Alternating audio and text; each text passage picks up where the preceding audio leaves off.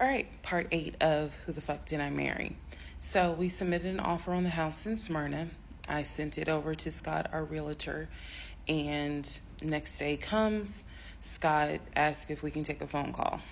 So he calls us and tells us that the offer was not accepted and the builder did not do a counter offer. We don't exactly know why. We don't exactly know why he didn't accept it, but the bottom line is that we figured out later on that he didn't want to finish the basement. So the offer was not accepted. The house fell through. I was okay with that because, again, I knew he had put in an offer. So we continued looking at other houses. We found another house in Smyrna that he really liked. I thought that it was way too big for just the two of us. And so the price of this home was much higher than the $750,000 that Chase had approved for the mortgage.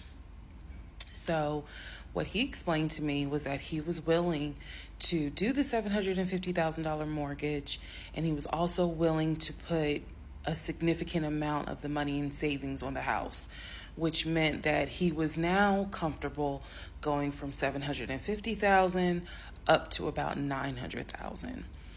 Again, his whole explanation was, I have the money where I can put down a substantial down payment, bring down the price of the home, and then basically mortgage the rest of it. So that was now the plan. I was not comfortable with a home over $900,000. But again, keep in mind, I saw the Chase paperwork. So I was like, I just feel more comfortable sticking at the $750,000 mark. That's what you were approved for. Let's go with that. By this point, this is now fall of 2020. We had been talking about marriage. I had my ring. He had made VP at the company. And again, he was calling me every day from work. I need to kind of explain how the company was ran, because when you think VP, you would think he would be in an office. It was a condiment company, so they actually were producing the condiments, and I'm not saying the name of the company on purpose, but they were producing the condiments in this particular plant location. So a lot of times, he would simply tell me that he walked the floor, checking in with his subordinates, basically. Now, how did he go to work? For the most part, at this point, he left before I woke up. However, pretty much he wore dress pants, kind of like a dark navy blue cargo pant, and he had a polo shirt with the company logo on it. What I saw a lot of times is that he would not wear the polo shirt to work. He would wear like a company t-shirt. He would wear rubber sole shoes and the navy blue cargo pants.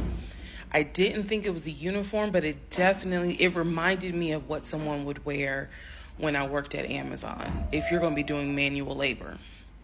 He didn't go to work sloppy looking at all, but it definitely was not suit and tie. Nowhere near suit and tie. It is fair to note that outside of work, he was a man who he loved to dress.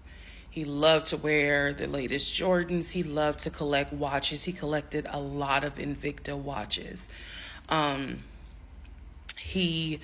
He loved to collect hats. He wore hats, baseball caps everywhere because he didn't like the shape of his head. So in terms of how he dressed casually, the man, he could dress.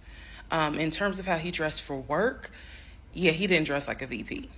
But his excuse was, I'm constantly walking the production floor, and I can't be in a suit and tie walking the production floor where they're creating the condiments that we're selling.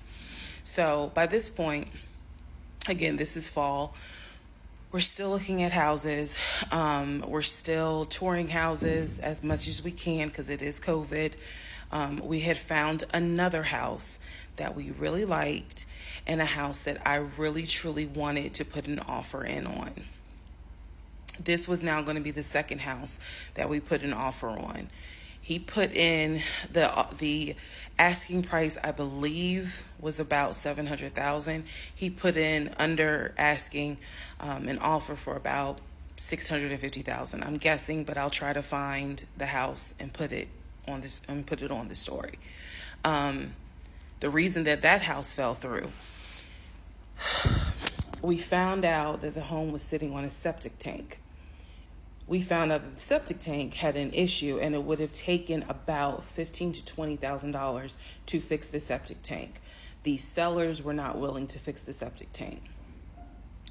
Personally, I didn't really care for the house that much. I'm the one who was like, I don't really want it. So even though we put an offer in, we had 24 hours where we could pull our offer back. And so we did. Once we found out, I believe it was in the disclosure. And if you're a realtor, please feel free to tell me if I'm using the wrong terminology. But I believe it was in the disclosure that they told us the septic tank needs to be replaced. That's when I was like, nah, I don't want that house. So we pulled out. The house fell through. And so I was fine with it because, again, I was heavily involved. I saw him sign the offer. I knew every step of what was going on.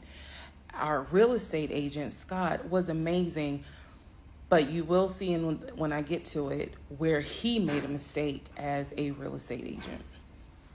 So house number 2 fell through. We then moved on, saw a few more houses, and then we get to house number 3. I'm going to pause talking about the houses because now I need to introduce what happened with the cars. Stay tuned.